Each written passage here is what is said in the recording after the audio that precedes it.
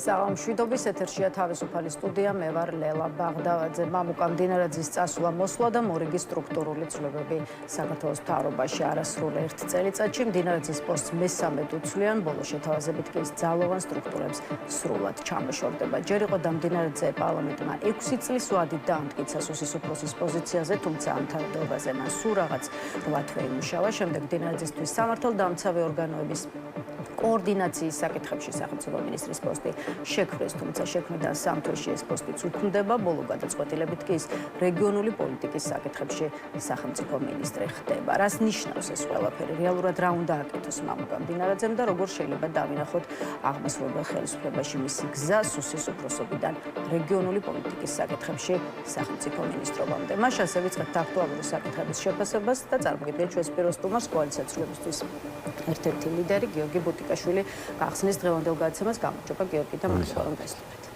მოგესალმებით მოგესალმებით. გიორგი, აი მთავრობაში სტრუქტურული ცვლილებები და შეფასების ერთ-ერთი მთავარი საგანი, ამიტომ მოდით დღევანდელი ინტერვიუ გავხსნით სწორედ იმაზე საუბრით, რამდენად საჭირო იყო აქამდე არსებული სტრუქტურის შეცვლა და რაც ასევე განსაკუთრებით საინტერესოა, რითი შეიძლება აიხსნას უშუალოდ მამუკა მდინარაძის ასე ხშირად გადაყვანა ერთი თანამდებობიდან მეორეზე და მეტიც ის უკვე მეორედ დაიკავებს პოსტს, რომელიც არც კი არსებობდა და სპეციალურად იქნება მთავრობის სტრუქტურაში. აი რაზე მეტყველებს პროცესები, რომელიც უშუალოდ მამუკა მდინარაძის ფიგურის გარშემო ვითარდება და აი აქვე თუ კი სოციალურ ქსელებში გამოხმაურებას გადავავლებთ თვალს, მდინარაძის მორიგ თანამდებობაზე გადაყვანას ქილიკი და აუცილებლად რიგ შემთხვევაში სიცილ ხორხოციც კი ახლავს. აი ერთ-ერთი მეგობარი წერდა გუში, რომ მთელი იუმორინაა მოწყობილი იმაზე, რაც დღეს მამუკა მდინარაძესთან მიმართებაში ხდება. აი რატომ იწვევს ეს ამბავი ასეთ ემოციას ქილიკს და გულიანად სიცილს? აი რა არის სასაცილო ამ ამბავში? ეს დიცურათში ქართულ ოცნებას აჩვენებს როგორც ღონემი ხდილძალას, რომელიც ინარჩუნებს ძალაუფლებას მხოლოდ იმიტომ, რომ ბიძინა ივანიშვილია და მხოლოდ იმიტომ, რომ ძალის დემონსტრირებას ცდილობს ქუჩებში პოლიტიკური ლიდერების წინააღმდეგ ან იმ სივრცეში, სადაც ისინი მოძრაობენ. ანუ ქართული ოცნება გახდა კომიკური და ეს კომიკურობა გამოიხატება სწორედ მათ ყოველდღიურობაში. მაგალითად, უნდა გავიხსენოთ, როგორ აპატიმრებდნენ პირბადებს, როგორ ცდილობდნენ შეშის დაპატიმრებას. ან ეს ასეთი ფორმა მიიღო ქართულმა ოცნებამ და მდინარაძე არის ამის ძალიან კარგი გამოხატულება, როგორ დაატარებენ ერთი თანამდებობიდან მეორე თანამდებობაზე.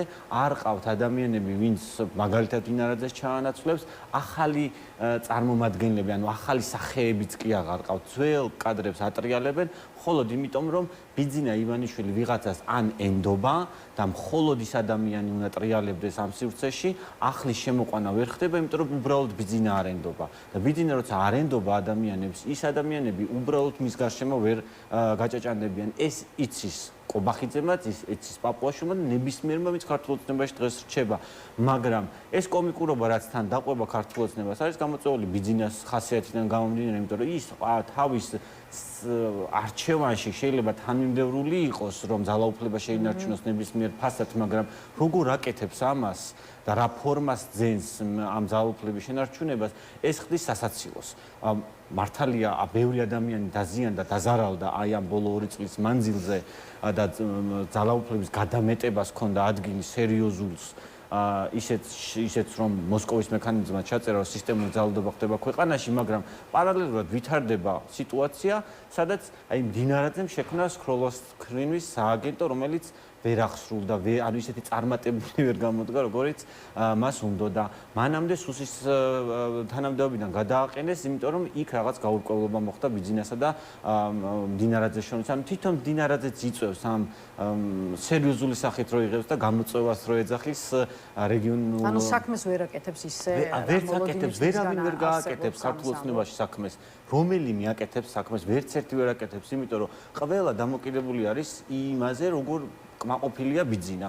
ანუ ბიძინას ხუშტურიდან გამომდინარე იცვლის ზნეს ფერს ქართული ოცნების რიგითი წევრი. ისინი დამოუკიდებელი აქტორები ხო არ არიან. ჩვენ ხო ვიცით რომ კობახიძე თავად არ წყვეტს რაღაცეებს. ის შეთანხმებულია ბიძინასთან და ყველაფერი ბიძინასთან უნდა დადასტურდეს.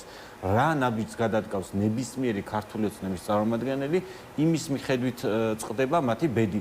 და შეიძლება ისიც ვივარაუდოთ, რომ დინარაძემ გადადგა ისეთი ნაბიჯები, რაც არ იყო ბიძინასთან შეთანხმებული. ან იმას ვერ მიაღწია, რაც ბიძინას დაკვირდა, რომ მიაღწევდა, ამიტომ მისი როლი დაკნინდა. ხო, აი ამ კონტექსტში კიდევ ერთი კითხვა უნდა დაგისვათ. დღეს არაერთი პოლიტიკოსის მხრიდან მოვისმინეთ განცხადება, რომ იმას, რასაც საზოგადოება ახლა უყურებს და თვალს ადევნებს, ქვია მამუკამ დინარაძის ქართული ოცნებიდან მოშორების სპეცოპერაცია. თქვენ საერთო ჯამში რამდენად იზიარებთ, რომ არა ერთბაშად და უცებ, თუმცა აი ნელ-ნელა და ეტაპ-ეტაპ ირაკლი კობახიძის ხელითვე ხდება იმისივე გუნდის აქტიური წევრის ოცნებიდან გაშვება და თუ კი თქვენც ესე ვთქვათ, იზიარებთ ამ მოსაზრებას, რომ მამუკამ დინარაძის მიმართ ბიძინა ივანიშვილის ნდობა შესაძლოა იყოს შემცირებული, მაშინ კიდევ ერთი კითხვა ჩდება, რა შეიძლება იყოს იმის მიზეზები, რომ აი ივანიშვილმა ვთქვათ, დინარაძე აითვალწუნა. აი ეს ნდობა რატომ უნდა შემცირებულიყო მაშინ?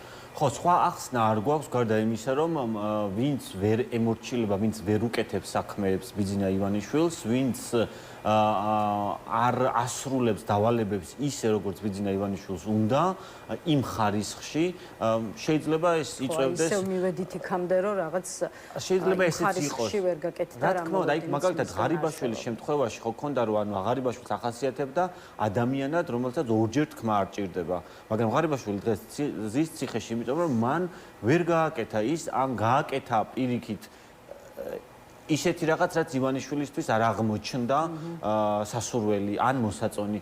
ყველაფერი გადის ბიძინა ივანიშვილის ხუშტურზე და ამას ტყუილა არ ვამბობთ. ანუ მისი ხასიათიდან გამომდინარე, როდესაც ზღვით დაათრევდა ხეებს, იმიტომ რომ დენდროლოგიურ პარკში დაერგო, ანუ აქედან ხო ჩანს მისი ხასიათი. ანუ ნებისმიერ ადამიანს, ვინც ქართულ ოცნებაში არის, შეუძლია ერთ დღეს ერთი ადგილიდან მეორე ადგილას გადარკოს და იქაც თუ არ მოეწონა, მე საერთოდ ციხეში ჩარკოს. ასე მოქმედებს და ამიტომ არის რომ აი სერიოზულობას აი ამ გროტესკში როცა უწევს ქართულ ოცნებას არსებობა და რომ გამოდის კობახიძე და წარადგენს დინარაძეს მეშვიდეთ უკვე და სხვა თანამდებობას თავაზობს და დინარაძეც ამას სერიოზულ გამოწვევად აფასებს, რომ გამოწვევა მიღებულია, სასაცილო ხდება საზოგადოება, მათ შორის ქართული ოცნების ამომრჩევლისთვისაც. თქვენ ნახეთ რომ ქართული ოცნების ყოფილი წევრებიც როგორ გამოეხმაურნენ ამაზე. სასაცილო არის უკვე მათ აღარავის აღარ ჯერა ქართული ოცნება რომ რაღაცა ძალას წარმოადგენს, სადაც შეიძლება საჭირო იყოს, ანუ შეიძლება მოგინდეს იმ გუნდის წევრი გახდე. ანუ ესეთი ადამიანები აღარ არსებობენ. თუ არ შეთავაზებს ბიძინა უამრავ კიდევ ერთი კონტექსტი, მამუკამ დინარაძის სამართალდამცავი სტრუქტურებიდან ჩახსნით ძალოვანი უწყებების ბლოკზე ირაკლი კობახიძის ძალმოსილება სრულად განულებულია. ესეც ერთ-ერთი შეფასებაა, რომელიც დღეს პოლიტიკოსებში მოვისმინეთ და ეხლა მინდა ამ ჭრილში რამდენად უნდა დავინახოთ ის პროცესები, ანუ გასაგებია, რომ პოლიტიკოსთან ნაწილი მამუკამ დინარაძის წინააღმდეგ მიმართულ ოპერაცია დაფასებს, რაც ახლა მის თავს ხდება, თუმცა ეს ამავე დროს რამდენად არის სპეცოპერაცია ირაკლი კობახიძის წინააღმდეგ, ანუ რა მდგომარეობაში, რა პოლიტიკურ მდგომარეობაში დგება ამით მოქმედი პრემიერი. ესეც პარანოიდული შემთხვევა არის ბიძინა ივანიშვილის, როდესაც ის ხედავს მუდმივ საფრთხეებს მის გუნდის წევრებში, არ მოხდეს მათი გაერთიანება, კოლაბორაცია, გაძლიერება, ისე რომ ბიძინა ივანიშვილის წინააღმდეგ წავიდნენ. ეს რატომაც მოხდა ღარიბაშვილი ილუაშვილთან ერთად ციხეში, სწორედ ეს იყო, რომ ესეთი შიშები გაუჩნდა, მათ ხომ არ ჰქონდათ კომუნიკაცია ოპოზიციასთან, ან ხომ არ ცდილობდნენ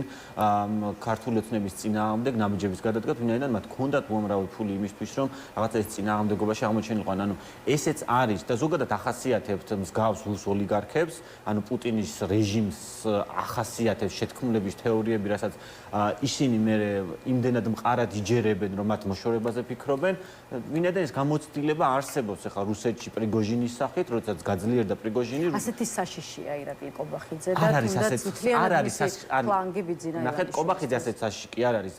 არანოიული შეტევა ბიძინა ივანიშვილის, რომლის წინააღმდეგაც არის 600 დღეზე მეტი წინააღმდეგობრივი პროტესტი, რომელსაც ემუქრება საერთაშორისო სანქციები, რომელმაც არ იცის რუსეთს უკრაინის ომი როგორ დასრულდება მისთვის, ანუ ყოველდღიურ შიშში ცხოვრობს ის, როგორ გადაწყდება მისი ბედი, ერთი როგორ შეინარჩუნოს თუნდაც სიცოცხლე, იმიტომ რომ რუსეთისგან ეს საფრთხეები მის წინააღმდეგ არსებობს, ამის ჯერა ყოველ შემთხვევაში რო არსებობს და როგორ შეინარჩუნოს ფული, რომელიც დასანქცირებულია ამერიკის მხრიდან და როგორ მოხდეს ისე, რომ არ დაასანქციროს ბრიტანეთმა, არ დაასანქციროს ევროკავშირმა. ანუ მუდმივად ამ შიშებში ცხოვრები ბიძინა ივანიშვილი ყველგან საფრთხეს ხედავს, მათ შორის ისეთი ადამიანებისგან, ვინც ვისთანაც ორჯერ თქმა არ ჭირდება და ამიტომ მოხვდა ღარიბაშვილი რატომ მოხვდა ციხეში ხო რაღაც ახსნა ხო არის ამის იმიტომ რომ მისი ლილუაშვილის კობახიძის ანუ ეშინია თავისივე ადამიანები და ასე მოხდა მაშინ რაბედიელიც საბოლოოდ მამუკა მდინარაძესაც და ირაკლი კობახიძესაც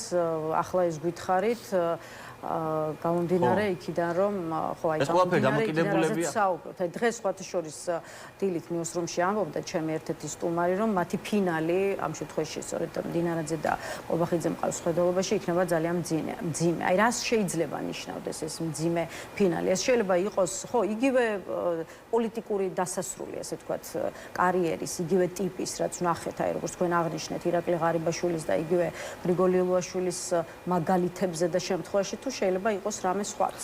ნახეთ, ერთი ის არის რომ კობახიძის ესე მოშორება, ჩანაცვლება ამ პოზიციიდან ესე მარტივი არ არის არც კობახიძე, არც ივანიშვილისთვის ეს ალბათ იციან. რატომ და ანუ მას ჭირდება კარგი შემსრულებელი. კარგი შემსრულებელი რომ არა, ივანიშვილს გაუჭირდება ძალაუფლების შენარჩუნება. და კარგი შემსრულებელი ერთი როდესაც ციხეში, რომელიც ციხეში გაუშვი, მეორის ციხეში გაშვება, ესე მარტივი არ არის, ან მის პოზიციიდან მოხსნა, ან სხვაგან გადაყვანა. ამას ვამბობ, რომ მას არ ყავს ის წრე, ვისაც მაქსიმალურად ენდობა, გამოცდილი კადრი ურჩევნია, მაგრამ გაკონტროლებული კადრი. ანუ კობახიძის და მდინარაძის ტანდემი გაძლიერება, სუსიმასება რა, კობახიძე პრემიერი, ანუ არ ხდება ეს, ანუ შეიძლება ის საფრთხე იყოს, მაგრამ დეცენტრალიზებული დაშლილი მმართველობა, რომელიც ყველა, მათ შორის ქართული ოცნების ყველა წევრი იმაზე მუშაობს, ბიძინა ივანიშვილის ნდობა არ დაკარგოს, ან უფრო მეტი მოიპოვოს, ეს ცხადია თვითონ გუნდში ქმნის გამოწვევას, სერიოზულ გამოწვევას ერთმანეთის წინააღმდეგ მოქმედებისაც მათ შორის. ამიტომ დაყავი და იბატონე, რაც რუსეთს ძალიან კარგად გამოსდიოდა რეგიონში, იგივე საკეთებს ბიძინა, იმიტომ რომ მხოლოდ ეს აქვს ბიძინას ნასწავლი. რატომ არის ის რუსი ოლიგარქი? იმიტომ რომ ეს ისწავლა, ასე მოქმედებს, ასე მუშაობს, ბიძინას ყოველთვის ჰქონდა რაღაცა ცალკე ჯგუფები, ცალკე პარტიები, ვისაც ფულს აძლევდა და აძლიერებდა, ანუ ცდილობდა ველი ეკონტროლებინა სწორედ აი ამ საჭადრაკო დაფით. მაგრამ ეს არ ნიშნავს იმას, რომ ის სასრული არ არის. ბიძინა ივანიშვილი თვითონ ბიძინა ივანიშვილი ისე მიიყვანა იმ კონდიციამდე საკუთარი თავი, სწორედ აი ამ პოლიტიკით, რომ იმას ძალაუფლება შეენარჩუნებინა და ამისთვის ყველაფერზე წავიდა, მათ შორის ქიმიური იარაღის გამოყენებაზე მისი რეჟიმი. ეს სადღაც ამ წინააღმდეგობის პროცესში, რაც ჩვენ ვართ, აუცილებლად დასრულდება მისი დასუსტებით და მისი ჩამოშლით. სხვა და ესეც იცის. ამასობაში შეგვიძლია ვთქვათ, რომ ბიძინა ივანიშვილი პოლიტიკაში უფრო მეტად შემოვიდა, ვიდრე აქამდე იყო ესეც ერთ-ერთი პოლიტიკოსის შეფასება, რომელიც ბიძინა ივანიშვილი არსად არ იყო წასული, სულ შემოსული იყო. სულ შემოსული იყო. უფრო მეტად, ვიდრე აქამდე, ანუ უფრო მეტად ცხადად გამოჩნდა. არა, ბიძინა ივანიშვილი სულ იყო ყველა მათი ყოფილი წევრი ქართული ოცნების ყოფილი წევრი, რომელმაც დატოვეს ქართული ოცნება, ყველა იმას ლაპარაკობს, რომ არანაირი გადაწყვეტილება არ მიიღებოდა, მათ შორის სასამართლო რეფორმი დაწყებული ნებისმიერი, ანუ ამერიკაში მგზავრობი დასრულებული, მასთან არ ყოფილიყო შეთანხმებული და ესეთი ქმედებები იყო რამოდენიმე ჯერ, რომელიც დღეს არ გვინდა საუბარი, როდესაც რამოდენიმე თანამდებობის პირი შეეწირა იმას, რომ ამერიკაში ისე წავიდა, არ შეეთანხმა ეს ყველაფერი კობახიძესთან, რომელსაც უნდა შეეთანხმებინა მერე ბიძინასთან. ანუ ასეთი მდგომარეობა იყო, ოღონდ ეს ხდება 2016-2017 წლებში, ანუ მანამ მერე კი არა, როცა მის ძალაუფლებას წყალი შეუდგა, მანამდე ხდებოდა. ამიტომ ეს არის, ანუ ბიძინა ივანიშვილი ყველგან არის, ყოველთვის იყო და ეხლა ნებისმიერი პოლიტიკოსი, ვინც ამას ამბობს, რომ ბიძინა ეხლა შემოდის, გამოდის, რომ მანამდე სხვა წარმოდგენები ჰქონდა ბიძინაზე, ან არ იცნობს მას. რაც შეეხება მთავრობაში კიდევ ერთ ცვლილებას, რომელიც უკვე კულტურის მინისტრის წასვლას ეხება, იცით რომ 2 დღის წინ დაპოსტა სოციალურ ქსელში შესაბამისი გაწყვეტილების შესახებ თინათინ რუხაძემ, რომელმაც აღნიშნული ახსნა ჯანმრთელობის მდგომარეობის მიზეზით. აი აქ რა კითხვები გიჩნდებათ? აი უკვე მივეჩვიეთ წლებია, პრაქტიკა, ასეთი პრაქტიკა გვაქვს და არ იცვლება ეს პრაქტიკა, რომ მინისტრები როგორც წესი გადადგომის მიზეზად ასახელებენ ხოლმე ჯანმრთელობის მდგომარეობას. ხო, აი ამ მიზეზებზე უკვე რიგი ანალიტიკოსების მხრიდან ვისმენთ, რომ მინისტრების პანტაპუნქტით წასვლა ჯანმრთელობის მიზეზით ეს არის საბჭოთა კავშირის პრაქტიკა. თქვენ რას ფიქრობთ, რატომ წასვლის გადაწყვეტილება მაინდა-მაინც ჯანმრთელობის ის ჩვენ მიზეზის გამო. აი სხვა უამრავი მიზეზის მოფიქრება შეიძლება, ხო? რატომ ვერ ვწდებით ჯანმრთელობის მდგომარეობას? იმიტომ ეს არის მარტივად აპრობირებული და ნაცადი მეთოდი, რომელსაც ერთი და იგივეს იმეორებენ ყოველ ჯერზე, მით უმეტეს საბჭოთა კავშირიდან მოყოლებული და რაც იციან იმის ახლის მოგონება არ უწევთ და არ ჭირდებათ, ანუ შესაკრებ და გადააცვლებ ჯამი ხო არ იცვლება, გულხაძე იქნება თუ ვინ წავა და ვინ მოვა, ამას მნიშვნელობა ხო არ აქვს, ბიძინა ხო იქ რჩება და ბიძინა არის იქ. რა გახდა მიზეზი ზუსტად ამის ეს არ ვიცით, მაგრამ ჩვენ ვიცით ის ჟურნალისტური გამოძიებები, მაგალითად, რაც მის წინააღმდეგ იყო და რაც ვიცით კორუფციულ სქემებში გარეული და ასე შემდეგ, ხო? ანუ ნებისმიერი თემა შეიძლება გამختارიყო, აქაც შეიძლება ყოფილიყო ბიძინასთან დაულაგებელი ურთიერთობა, ან ნაბიჯები, რომელიც მან გადადგა, ან ნაბიჯები, რომელიც უნდა გადაიდგას ამ სფეროს, კულტურის სფეროს მიმართულებით და მათ სხვა ადამიანი სჭირდება. ისიც გვახსოვდეს, რომ მისი პოზიცია მანამდე ეკავა წულუკიანს, რომელიც ცეცხლით და מחვილით შეესია კულტურის სფეროს და ეს შეიძლება ახლა სჭირდებათ ისეთი კულტურის მინისტრი, რომელიც სხვა ფორმით დაიწყებს თუნდაც რელიგიური კუთხით აქტივობას, თუნდაც ამ რაღაცა რა ქვია ეძახიან ეს ჯგუფები რო შექმნეს ახლა რაღაცა სიწმინდეების დაცვის და ასე შემდეგ. ანუ შეიძლება ამ პოზიციაზე ამზადებენ ისეთ ადამიანს, ვინც უფრო ჯარისკაცულად შეასრულებს მის მოვალეობას და ეს არ გააჩნდა კიდევ უფრო ხისტი იქნება ვიდრე ასე მგონია, იმიტომ რომ დიდ ნარატივში რასაც ვუყურებთ ჩვენ დღეს ჩანს ის რომ ქართული ოცნება ამ დიდ მეტანარატივს აწყობს, რომელსაც ქვია ევროკავშირის გზის ჩანაცვლება, რაღაცა ეროვნული, ეთნორელიგიური ღირსების დაცვის რაღაცა ამ დიდ მეტანარატივს შემოტანას ცდილობს ველში, იმიტომ რომ პარალელურად ხდება რომ ევროკავშირთან გაწევრიანების პროცესი კი გავაჩერეთ, ამბობდნენ აქამდე, მაგრამ გავაგრძელებთ მას შემდეგ რაც ურთიერთობები დალაგდება, მაგრამ პაპუაშვილის იმ პოსტიდან გამომდინარე ვკითხულობთ რომ ევროკავშირის საერთოდ ინტერესის მიღმა არის და როდესაც 80%-იანი მხარდაჭერა გაქვს საზოგადოების ევროკავშირის ინტეგრაციის და ამას აჩერებ საზოგადოებას უნდა შეთავაზო რაღაც ახალი დიდი მეტანარატივი, რომ ჩანაცვლდეს იდეოლოგიზირებულად და ამისთვის მე ეჭვი მაქვს რომ ეს ცემატყეპის ეგრეთ წოდებული სააგენტოები თუ ჯგუფებიც სწორედ ამიტომ შეიქმნა. ხო, აი მოდით ვისაუბროთ უკვე ამ თემაზე, რადგან ვახსენეთ ჯგუფები, რომელთა შექმნის შესახებაც ამ კვირაში გავიგეთ. რამდენიმე დღეა მართლაც წვავე შეფასებები ახლავს. ერთი მხრივ მის მებრძოლის გიორგი ქართველიშვილის მიერ ქართული ტრადიციების დაცვის სახელით დაფუძნებულ მოძრაობას, რასაც უკვე დღეს კიდევ ერთი საინიციატივო ჯგუფი დაემატა. ამ შემთხვევაში მაყურებლებს რომ უთხრათ, ჯგუფის წევრები არიან მსახიობი გიორგი შანიძე, რეჟისორი გიორგი სიხარულიძე და ბათუმის თეატრის დირექტორი კოტე მჟავია. როგორც ისინი აცხადებენ, საინიციატივო ჯგუფის მიზანი იქნება ქართული იდენტობის, ეროვნული ერთობის და სამოქალაქო მშვიდობის დაცვა, რა მიზნითაც ხელისუფლებას კონკრეტული საკანონმდებლო ჩარჩოს, ასე ვთქვათ, შექმნის კენაც მოუწოდებენ. რას უნდა ნიშნავდეს ქართულ პოლიტიკაში ამსეთი ტიპის ჯგუფების გამოჩენა, რომელთაც აი კიდევ ერთხელ თქვენ თქვით და მეც გავიმეორებ, ცემატყეპის ჯგუფები უწოდეს და თუ კი სხვა პოლიტიკოსების მსგავსად ახლა თქვენც ამ მოძრაობების უკან ქართულ ოცნებას ხედავთ, მაშინ რას გეუბნებათ ამ ჯგუფების, ასე ვთქვათ, წინა ფლანგზე გამოყვანით ხელისუფლება, მათ შორის ოპოზიციურ ძალებს? ერთი ის რომ როდესაც მოძალადე ჯგუფი ატარებს ბრიფინგს და თავს აიდენტიფიცირებს როგორც მოძალადეს და მე მიდის იუსტიციის სახლში და ამ ყველაფერს არეგისტრირებს, ეს არის სასაცილოზე უფრო მეტი და შესაბამისი რეაქციებიც მოყვა საზოგადოებისგან. ჩვენ მოძალადე ჯგუფები როდესაც ვნახეთ 2 წლის წინ დეკემბერი-თებერვლის პერიოდში ის ადამიანები, ვინც უშუალოდ ჩართული იყო მოქალაქეების წინააღმდეგ ძალადობაში, მათ ნიღბები ეკეთა და მათ იდენტიფიცირება ვერ ხდებოდა. იმიტომ რომ ეს იყო მათი ამოცანა, რომ ის მათი იდენტიფიცირება ვერ მომხდარიყო და ისე ჩაედინათ სისხლის სამართლის დანაშაული, რის საფუძველზეც სისტემური ძალადობა დადგინდა ამ ქვეყანაში. ადამიანები, რომლებიც ღიად ბრიფინგს ატარებენ, რომლებიც გუგლებით არიან ჩამოსხდარები და ამბობენ, რომ ისინი დაიცავენ საქართველოს ღირსებას და ნებისმიერი ადამიანი, რომელიც ამის წინააღმდეგ რამეს იტყვის ამ ადამიანებს ცემენ, ეს უკვე დანაშაული არის, ხო? ანუ ღიად რატო გააკეთებდნენ მაშინ ასეთ განცხადებას, ხო? ამიტომ ამისი მთავარი ახსნა და დღევანდელი ახალი საინიციატივო ჯგუფის დაფუძნება სწორედ მაგაზე მეტყველებს, რომ ქართული ოცნება ცდილობს გააქტიუროს აქტუალიზაცია მისცეს ეროვნულ იდენტობის, ღირებულების, ქრისტიანობის დაცვის თემებს, ღირსების შელახვის წინააღმდეგ რაღაცა მიიღოს კანონი, ოღონდ ღირსების შელახვაში ნებისმიერი რამე შეიძლება მოეჩვენოთ და მოგიგონონ. ამის აქტუალიზაციას ცდილობს, იმიტომ რომ როგორც თქვი, ევროკავშირზე როდესაც უარს ამბობ და ამას ღიად აცხადებს უკვე რომ ევროკავშირი მათთვის მისაღები არ არის და ევროკავშირის გზა საბოლოოდ უნდა გაჩერდეს, მაშინ საზოგადოებას უნდა შეთავაზო ისეთი დიდი მეტა ნარატივი, რომელზეც თანხმობა გექნება საზოგადოების უდიდესი ნაწილის.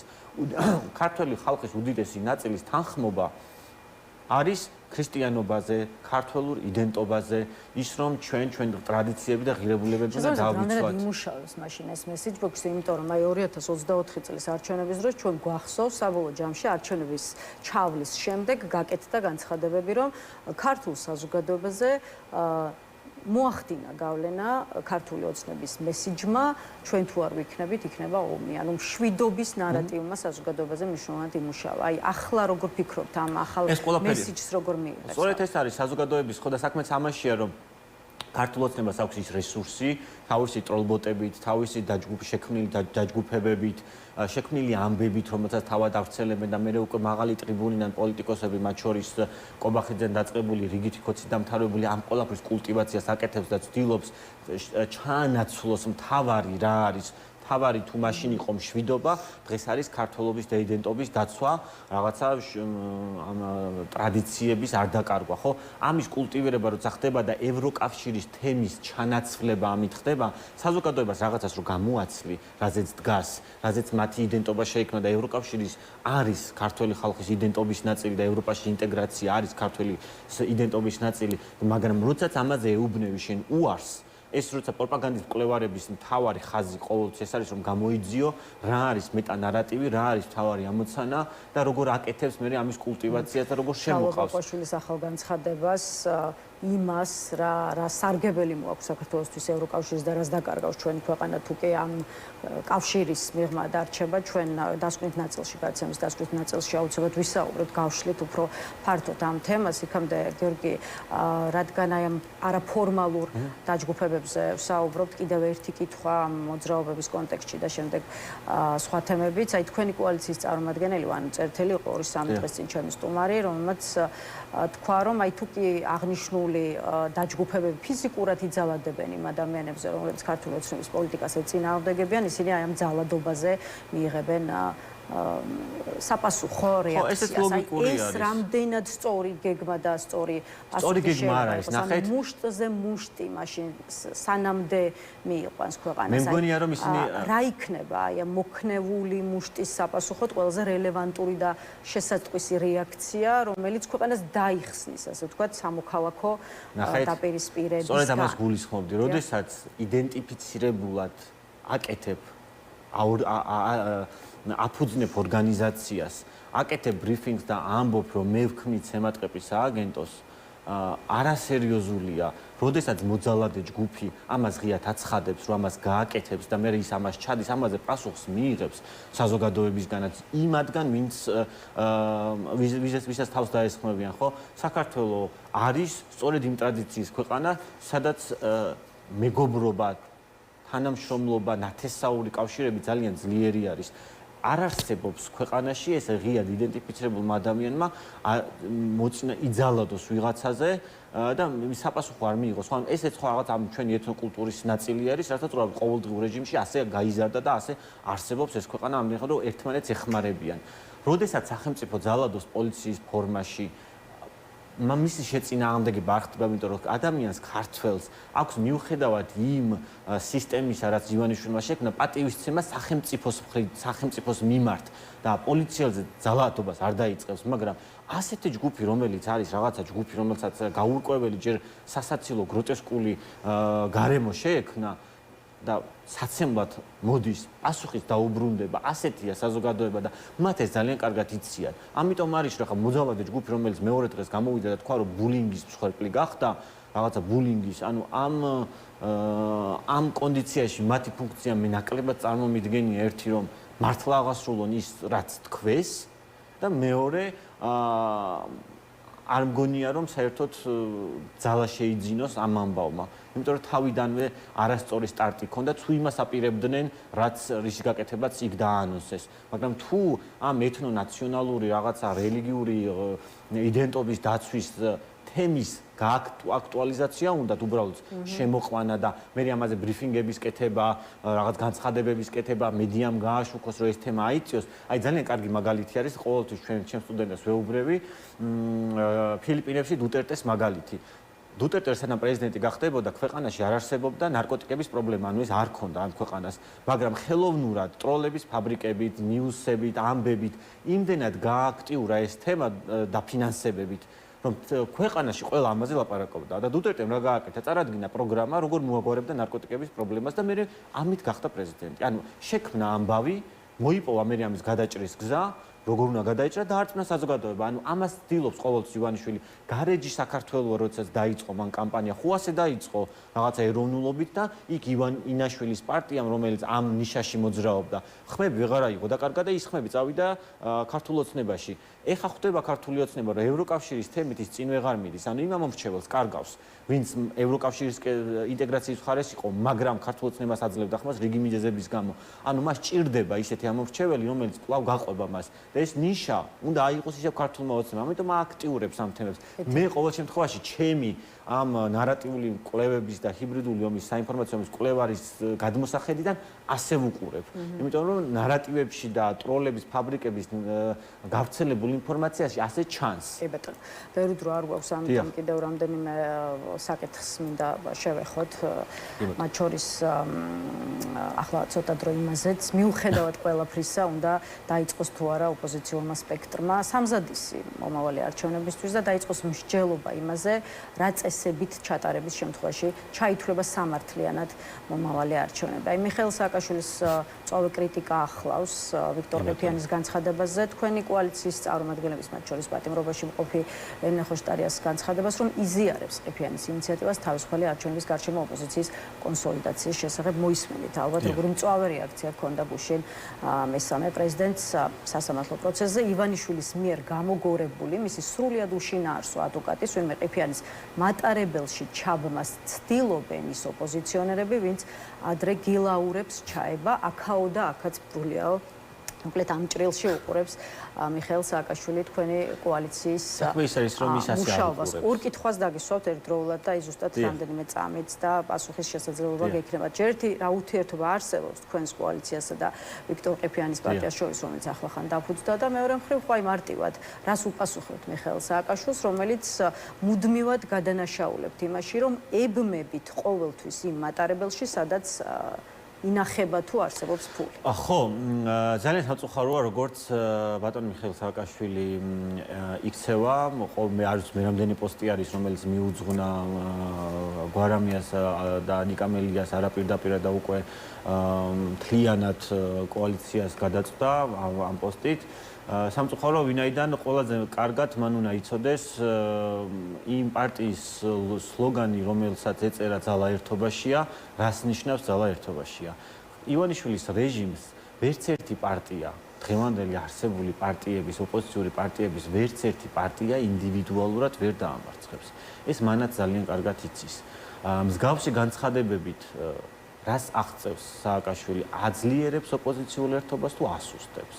და თუ ასუსტებს, მაშინ რა არის ამის ამოცანა? გარდა იმისა, რომ დისკრედიტაცია მოახდინოს პარტიების, რომლებიც უწყვეტად წინააღმდეგობაში არიან და ამ უწყვეტობაში გამოიხატა ის, რომ ნიკა გვარამია, ელენე ხოშტარია, ნიკა მელია, ზურა ჯაფარიძე წინააღმდეგ არის უკვე მერამდენეს პროცესი აღძრული და შეიძლება 5-დან 15 წლამდე ციხეში გაუშვან. როგორ ხდება ისე, რომ გილაურის ასოცირება ივანიშვილის ფულთან და მერე ციხეში გაშვებული მთლიანი კოალიციის 4-ვე ლიდერი. ანუ რა ლოგიკა ტრიალებს ამაში, გარდა იმისა, რომ მიხეილ სააკაშვილი ვერ ეგუება იმას, რომ ისიც არის ერთ-ერთი ლიდერი მიუხედავად მისი ბევრი წარმატებისა და ამ ქვეყნის ჭაობიდან ამოყვანისა და ამას არავინ არ უკარგავს, არსებობენ პოლიტიკური პარტიები, რომლებმაც მის მსგავსად, მისი პარტიის მსგავსად მოიპოვეს მხარდაჭერა, ელექტრონული მხარდაჭერა და აგრძელებენ წინააღმდეგობას. ეს ჩემთვის ცოტა აუხსნელი არის, ან მისი გათავისუფლება. რა რითიხსნით მიხეილ სააკაშვილის იმ მესიჯებს, რომელსაც შეიძლება ითქვას, რომ ყოველდღიურად და დღეში რამდენჯერმეც კი უშვებს. ყველაფერი იქიდან იწყება, რომ თუ მის გარშემო არ არის გაერთიანება, ის გაერთიანება ვერ შეიძლება იყოს სრულფასოვანი. თვითონ ასე უყურებს სავარაუდოდ. შეიძლება ესეც იყოს. ლიდერი ოპოზიციონერი პოლიტიკოსების შეიძლება ესეც იყოს, შეიძლება თუ რამე სხვა შეიძლება ხდებოდეს პოლიტიკურ. შეიძლება ესეც იყოს, მაგრამ ისიც უნდა გვახსოვდეს, რომ ადამიანი არის 5 წელი თითქმის ციხეში და იქ საინფორმაციო ვაკუუმი, რომელიც არის შექმნილი და მხოლოდ წერილებით მოძრაობს. ბევრი ამბავი შეიძლება შედიოდეს მასთან, რომელიც არასწორად ინტერპრეტაციას აძლევს, ან არასწორად ინტერპრეტაციით ხდება მასთან მოყოლა. ფაქტის ახეზე ხომ არის, რომ ერთიანობის გარეშე გაუჭირდება მასად ციხიდან გამოსვლა და ამ ქვეყნის გადარჩენაც ინდივიდუალურად ნებისმიერ პარტიას, მათ შორის ნაციონალურ მოძრაობასაც, მათ შორის ნებისმიერ პარტიასაც. ეხლა რაც შეეხება ყიფიანის ჯერ საქართველოს ამბავს, რატომ გახდა ჩვენი ინტერესი და კომუნიკაცია, სწორედ აი სააკაშვილის პოზიციას რაც შეეხება თანხაზე აპელირება მუდმივად. ხო, აი არ ვიცი, სად არის ეს თანხა, თვითონ გვაჩვენო სად არის ეს თანხა, ტავინენ მოიტანოს ეს თანხა. ეს თანხა საქმეა, რომ არ არის და არც იქნება, თუ ოპოზიცია ამ ფორმით გააგრძელებს ერთმანეთთან კომუნიკაციას. და რატომ ამბობ ამას? ნებისმიერი ბიზნესი, რომელიც გადაწყვეტს წინააღმდეგობას დაუჭიროს მხარი ღიად და ქართული ოცნების რეჟიმის, ივანიშვილის რეჟიმის წინააღმდეგ წავიდეს და ეს გააკეთოს, მოხდება იმ შემთხვევაში, თუ დაინახავს ოპოზიციაში ძალას. მხოლოდ ამ შემთხვევაში გარისკავს ბიზნესი, დააფინანსოს წინააღმდეგობა, დააფინანსოს ოპოზიცია და შექმნას ახალი დღის წესრიგი. მაგრამ როდესაც მიხეილ სააკაშვილი და მასთან ერთად დანარჩენ სხვა პარტიებიც ხელს უწყობენ მუდმივ ყოველდღიურ რეჟიმში ურთიერთლანძღვას, ეს ყველაფერი ასუსტებს ალიანსსაც, ასუსტებს ზოგად ოპოზიციურ სპექტრსაც და მათ შორის დამფინანსებლებსაც, დონორებსაც უჩენს აღქმას, რომ აქ შეიძლება ივანიშვილის რეჟიმი მუდმივად იყოს. ყიფიანის პარტიასთან დაკავშირებით, ნახეთ, ჩვენი მთავარი ამოცანა რა არის? ალიანსის 6 პუნქტი წარვადგინეთ, ჩვენი მთავარი სტრატეგია და შეთანხმების ამოცანა მდგომარეობდა იმაში, რომ ჩვენ უნდა მოვიპოვოთ თავისუფალი და სამართლიანი არჩევნები. ყველა სხვა არჩევნები, სადაც პოლიტიკური ლიდერები ციხეში სხედან, სადაც 1 მილიონზე მეტ ემიგრანტს არ აქვს უფლება მონაწილეობა მიიღოს არჩევნებში, სადაც ყოველდღიურად იჭერენ ტროტუარის გამო ადამიანებს ან აზრის გამოთქმის გამო აპატიმრებენ, ასეთ სიტუაციაში არჩევნებში მონაწილეობა არის უბრალოდ მიუღებელი და თქვით 6 პუნქტი, რაც იყო მნიშვნელოვანი, ან რაც უნდა შეიცვალოს იმისთვის, რომ აზრი მიეცეს მეტნაკლებად იმ არჩევნებს, რომელიც ჩატარდება 20-28 წელს და ჩვენ თანაბრად შევძლოთ მონაწილეობა. ისე რომ ადამიანებთან კომუნიკაციისთვის კონდეს იმის მორალური უპირატესობა, მე რო ადამიანს ვეთქვი, რომ წადი არჩევნებზე, ვუთხრა, რომ ის თავისუფალი და სამართლიანი არჩევნები იქნება და შენი ხმა იქნება ასახული სამართლიანად.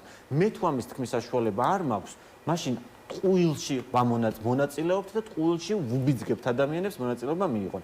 ჯერ საქართველოს განცხადება დაემთხვა და ისინი სწორად ამ მიმართულებით ფიქრობენ, რომ ჩვენ უნდა მოვიპოვოთ თავისუფალი და სამართლიანი არჩევნები, უნდა გაერთიანდეს ყველა ამ მიმართულებით და ბიძინა ივანიშვილს როგორც ქვეყნის შიგნით ზეწოლით, ისე გარეთ ზეწოლით ვაიძულოთ დათმობებზე წავიდეს. როდესაც ამას ამბობს პოლიტიკური პარტია, ნებისმიერი პარტია, რომელიც ამას იტყვის, ბუნებრივი მოკავშირე არის ჩვენი, ის იქნება ჩვენი კოალიციის, ალიანსის თუ ნებისმიერი ვინც ამ საქმეშია. მიხეილ სააკაშვილზე მინდა პერსონალურად ჩაგიკითხოთ და შემდეგ ერთი კითხვა ალიანსებს და ამ დაგმშვიდობებით, აი პატიმრობაში მყოფი სხვა პოლიტიკოსებისგან განსხვავებით, რასაც ხედავ ყოველდღიურად მიხეილ სააკაშვილს, შეიძლება ითქვას, რომ აბსოლუტური თავისუფლება აქვს ნებისმიერ საკითხზე, გამოხატოს მისი პოზიცია და ამის ტირაჟირება ძალიან მარტივად, აქტიურად მოახდინოს საზოგადოებაში. აი კიდევ ერთხელ გავიმეორებ, აი ზოგჯერ დღეში რამდენჯერმეც კი იდება სოციალურ ქსელში მის გვერდზე სააკაშვილის წერილები. აი თუ გიჩენთ კითხვებს, რატომ აძლევს პენიტენციური სამსახური მას იმაზე მეტ თავისუფლებას, ანუ გარე სამყაროსთან კონტაქტის ასეთ ფართო შესაძლებლობას, მაშინ როცა აი სხვა პოლიტიკოსებს შეიძლება ითქვას, რომ ამის ფუფუნება არ ეძლევათ. აი ეს რითი შეიძლება აიხსნას და აქ თუ გაქვთ კითხვები. ხო, ნუ რთული გამოსაცნობი არ არის ნებისმიერი პოლიტიკური ლიდერი, რომელიც ოპოზიციურ ერთობაში ბზარ შეიტანს, ქართული ოცნებისთვის მისაღები და მოსაწონი არის. იმიტომ რომ თავად ქართული ოცნების თავარი ამოცანა ქართული ოცნების არის ფრაგმენტაცია მოახდინოს ოპოზიციის, რომ ერთიანობა ვერ შედგეს და არ მოხდეს ქართული ოცნების ალტერნატივის ისეთი კონსოლიდაცია, რომელიც საფრთხეს შეუქმნის ივანიშვილის ძალაუფლებას.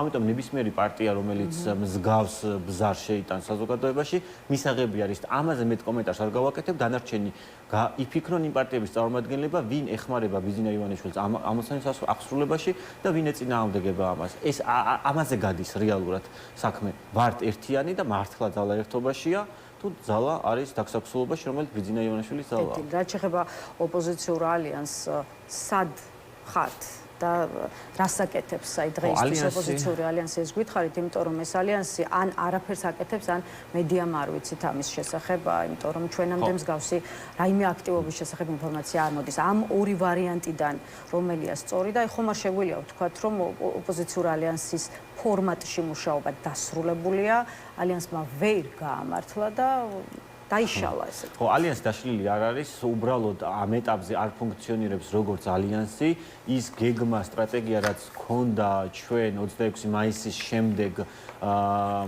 საქართველოს იმსახურებს მეც, რომელიც კამპანიური სახე უნდა მიეღო და ორი კომპონენტისგან შედგებოდა, ერთი როგორც ალიანსი პოლიტიკური ალტერნატივის კონსოლიდირებულად ჩვენება საზოგადოებისთვის და ერთობლივი პროექტების კეთება, ეს ამ კუთხით არ გამოვიდა, სწორედ იმიტომ რომ ნაციონალური მოძრაობიდან, პოლიტიკიდან გამომდინარე, იქ მიმდინარე პროცესებიდან გამომდინარე რაღაცეების შეფერხდა და მეორე ნაწილი, როდესაც ინდივიდუალური კამპანიის სახე უნდა, აი ინდივიდუალური პარტიებს საკუთარი კამპანია უნდა ეწარმოებინათ, ამ კუთხით მოძრაობა არის. ინდივიდუალურად პარტიებს გვაქვს სხვადასხვა მიმართულებით მუშაობა, როგორც ქვეყნის შიგნით, ისე ქვეყნის გარეთ, მაგრამ ალტერნატივა და მთავარია, ერთ-ერთი მთავარი ამოცანა რაც იყო, რომ ალტერნატივა გამხდარიყო ალიანსი ქართული ოცნების, ამ კუთხით არის დისფუნქციურობა და მე იმედი მაქვს, რომ მასში შემავალი პარტიები გაიაზრებენ ამას კიდევ ერთხელ და გადაჯგუფება მოხდება და მათ შორის გაძლიერება თუნდაც ჯერ საქართველოს ინიციატივა, რომელიც სტრატეგიას, ალიანსის სტრატეგიას ძალიან ემთხვევა და ამ მიმართულებით სიმპათიები არსებობს. მადლობა გიორგი სტუმრობისთვის. დღეს ამით დავასრულოთ. გიორგი ბუტიკაშვილს დავემშვიდობებით, ვიდრე კიდევ ერთი სტუმარი შემოგვერთდება კი, შეგახსენებთ, რომ მთავრობაში მორიგი სტრუქტურული ცვლილებები ხორციელდება. სექტემბერში საქართველოს რეგიონული განვითარების სამინისტრო გაუქმდება. მთავრობის სტრუქტურაში შეიქმნება რეგიონული პოლიტიკის საკითხებში სახელმწიფო მინისტრის თანამდებობა, რომელსაც მამუკა მდინარაძე დაიკავებს, ხოლო ის პოსტი, რომელიც მდინარაძისთვის 3 თვის წინ შეიქმნა და ერქვა სამართალდამცავი უწყებების კოორდინაციის საკითხებში სახელმწიფო მინისტრის თანამდებობა, მთავრობის სტრუქტურიდან ისევ ამოვა გაუქმდება, ანუ მდინარაძე იქნება პირველი და უკანასკნელი მინისტრი, რომელსაც აღმასრულებელ ხელისუფლებაში ეს პოზიცია ეკავა. რა ხდება მამუკა მდინარაძის თავს ეს ყველაფერი რამდენად ნიშნავს ირაკლი კობახიძისა და მისი ფლანგისთვის ძალაუფლების ფრთების შეკვეცას და არ ვიცი რა შეიძლება იყოს მთავრობაში ცვლილებების ფინალი. განვაგრძობთ საუბარს სწორედ და ამ საკითხებზე და გვერდება ჩვენი კიდევ ერთი სტუმარი, საპარლამენტო ფრაქცია გახარია საქართველოსთვის თავმჯდომარე შალვა კერესელიძე ჩვენთან ერთად. გამარჯობა ბატონ შალვა და მადლობა რომ გვესტუმრეთ.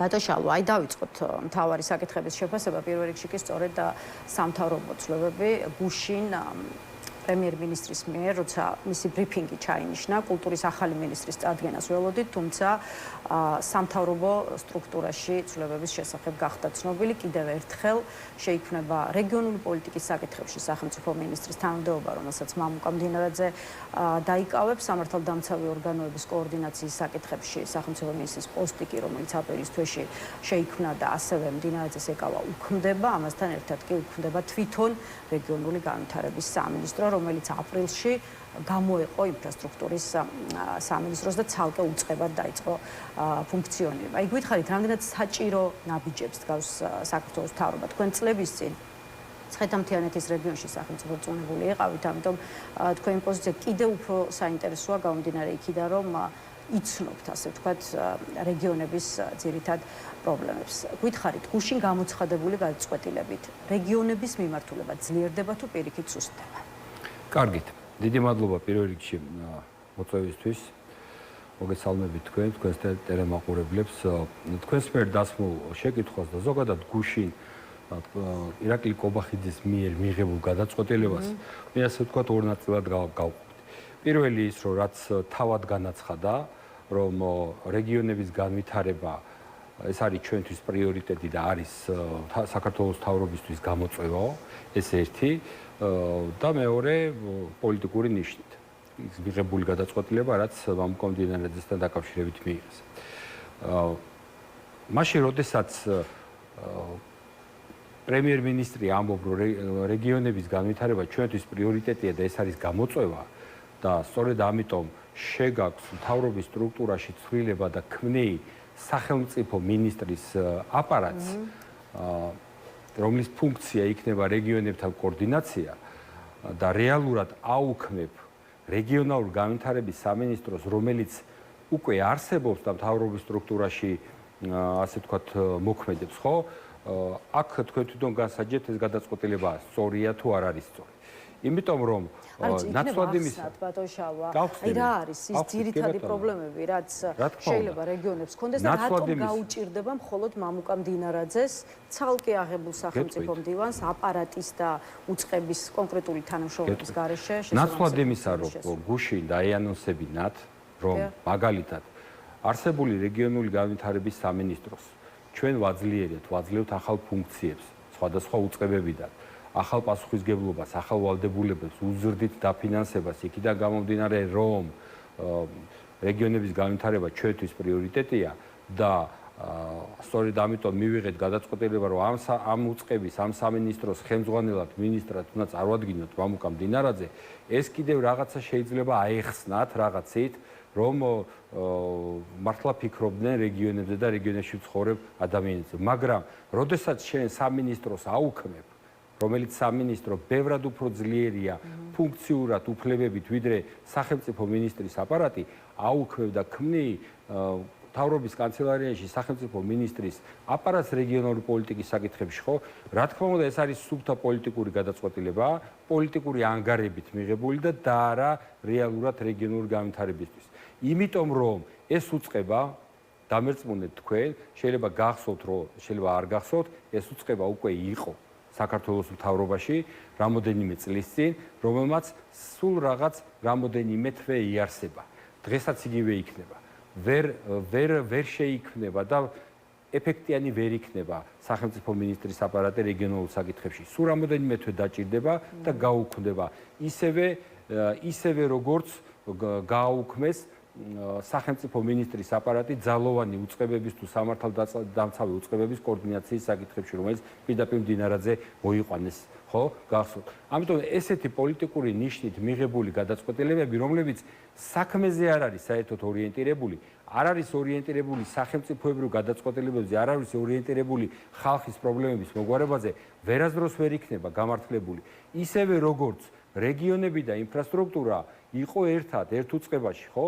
რეგიონები გამოყვეს ცალკე, რატო? მხოლოდ ერთი ადამიანის გამო და ლილუაშვილის გამო შექმნეს ეს სამინისტრო. უბრალოდ ლილუაშვილი არ დათანხმდა თუ ვეღარ არ დასწავდა ამ უწყების მინისტრობა დაიჭირეს. მოიყვანეს მერე სხვა ხელმძღვანელი რეგიონების ხელმძღვანელობა, რომელმაც ვერაფერი ვერ შეძლო. ძალიან სუსტი გუნდი იყო მინისტრიც, მისი მოადგილეებიც. რა თქმა უნდა, იქ ძალიან ბევრი პროფესიონალი მუშაობდა, ვინც ინფრასტრუქტურის სამინისტროდან გადმოვიდა თანამშრომლები. ხო? მაგრამ ეხლა რომ ესეთ გადაწყვეტილებებს იღებთ, დამერწმუნეთ, რომ ეს არ არის სწორი და მე დღესაც ვთქვი და აღვნიშნე, რომ მივმართე ოცნებას, რომ რა უნდათ რეგიონებიდან, რას ერჩიან, აი რა ჟინიჭით რეგიონების, რომ აი ესე ვიღაცის საამებლად ვიღაცა რომ უმუშევრად არ დარჩეს, ვიღაცას რომ დააწინაურონ, უქმნიან ხან სამინისტროს, ხან უქმებენ, ხან სახელმწიფო მინისტრის აპარატს და ასე შემდეგ. ბადოშალო, აი რადგან ფიქრობთ, რომ მამუკამ დინარაძეს ეს რეგიონების მიმართულება მუნიციპალიტეტებში არსებული პრობლემების უკეთ გადაჭრის მიზნით კი არ ჩააბარეს, არამედ მას პარტიულ პოლიტიკური ამოცანები აქვს დაკისრებული, მაშინ გითხარით, აი რა გონიათ ეს პარტიულ პოლიტიკური ამოცანები, როცა საქმე ეხება რეგიონებთან მუშაობას. აი რა მისია დაეკისრა? მოდი დავიწყოთ ძალიან მარტივად, საზოგადოებისთვის გასაგებ მარტივად გასაგებ ენაზე რომ ვისაუბროთ და საზოგადოებაც ასე ფიქრობს. რეგიონების მართვა ჩააბარეს მამუკამ დინარაძეს როგორც ერთ-ერთ ყველაზე კარგ მენეჯერს, რომელიც აწყობს ამ რეგიონალურ მუშაობას და ამ რეგიონალურ სისტემას. მაშინ, როდესაც პიროვნება ბრძანდებოდა სულ რამოდენიმე თვის წინ სახელმწიფო უშიშროების უწყების ხელმძღვანელი, რომელსაც ჰქონდა 6 წლიანი ლეგიტიმაცია საქართველოს პარლამენტისგან მიცემული. 6 წლიანი ლეგიტიმაცია. მან თავისი კარიერა 8 თვეში დაასრულა. ესეთი პრეცედენტი არ არსებობს. თუ არ ჩავთვლით მაგის წინამორბედს ოხანაშვილი რო იყო, იმან საერთოდ 3 თვეში დაასრულა. 6 წლიანი ლეგიტიმაცია დაასრულა 8 თვეში და ამ 8 თვის განმავლობაში რეალურად მან მხოლოდ და მხოლოდ გენერლობა მიიღო და გენერალი გახდა. სხვა ისეთი მნიშვნელოვანი რეალური ძვრები არაფერი არ ყოფილა თუ არ ჩავთვლით იმას, რომ ირაკლი ღარიბაშვილი დაიჭირა და ძველი ასე ვთქვათ აბორიგენი ქოცები დაიჭირეს, ოცნების წარმომადგენლები ლილუაშვილი და ასე შემდეგ და ასე შემდეგ. მერე შეუქმნეს სახელმწიფო მინისტრის აპარატი, უყურეთ პროცესებს დააკვირდით, სახელმწიფო მინისტრის აპარატი ძალოვანი და სამართალდამცავი უწყებების კოორდინაციის საკითხებში. სულ 4 თვე იფუნქციონერა აი ამ უწყებამ, ამ სახელმწიფო მინისტრის აპარატმა. მხოლოდ 4 თვე და 4 თვის შემდეგ გააუქმეს და ახსნა გააკეთეს, რომ იმდენად კარგად დაეწყო უკვე კოორდინაცია ძალოვანი უწყებების და სამართალდამცავი უწყებების უпростоრეთ ხო რომ აღარ არის ეს სახელმწიფო მინისტრის აპარატი პრემიერის ადმინისტრაციაში საჭირო და ძალოვანი უწყებების კოორდინაციიდან გადმოინაცვლა რეგიონების კოორდინაციის ნაწილში და ეხლა აძლევენ უკვე ნიშნავენ და აბარებენ რეგიონალურ პოლიტიკას. აი აქედან გამომდინარე ლოგიკა სად არის? რომელ დაწინაურებაზეა საუბარი, რომელ წარმატებულ მენეჯმენტზეა საუბარი, რომელ წინსვლაზეა საუბარი. Რა თქმა უნდა არ არის, ხო ეს არის პირიქით. მაშინ რა არის? ეს არის პირდაპირ გიტყვით მისი პოლიტიკური კარიერის, პოლიტიკური სასიცოცხლო ციკლის დაცემის ეტაპი. ის გაბწყინების და ზრდის ეტაპი, რაც რეალურად იგი ის იყო უკვე იმ თანამდებობებზე, რომელზეც იყო, ხო? ამ თანამდებობებზე რეალურად ვერ გაამართლა, ვერ შეასრულა ფუნქციურად, წარმატებებს ვერ მიაღწია და წამოვიდა უკვე ქვემოთ. ძალიან მალე არ გამორიცხოთ თქვენ, რომ ძალიან მალე საერთოდ გუნდიდან გაშვებულათაც ვიხილოთ მამუკამ დინარაძე. კეთილი, თინათი რუხაძეზეც დავსვათ ერთი კითხვა, მით უფრო რომ კულტურის მინისტრის პოსტიდან მისი წასვლა კიდევ ერთი ცვლილებაა, რომელიც სწორედ ამ კვირაში რამდენიმე დღის წინ განხორციელდა მთავრობაში და მარტივად კითხავთ, როცა საქმე ეხება კულტურის უკვე ყოფილ მინისტრს. გაშვება თუ საკუთარი ნებით წასვლა ამ შემთხვევაში